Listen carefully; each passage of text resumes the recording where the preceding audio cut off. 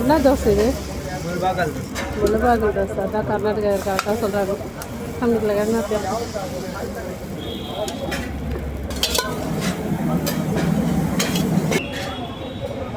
Maintenance ಕಡೆಯಿಂದ ವಿಶಾಲ್ ಬಾಯನೆ.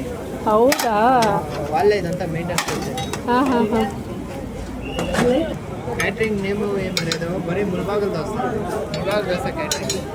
ಮುಲ್ಬಾಗಲ್ ದೋಸೆ ಅಲ್ಲಲ್ಲ, ಪೂರ್ತಿ ಬೇರೆ ಹೆಸರು ಇರುತ್ತಲ್ಲ, ಯಾರು ಸ್ವಂತ ಹೆಸರೇನು ಇಟ್ಕೊಂಡಿಲ್ಲ ಅಷ್ಟೇ. ಮುಲ್ಬಾಗಲ್ ದೋಸೆ ಒಂದೇ, ಅಂಗಡಿ ಹೆಸರೇನೇ ಇಲ್ಲ.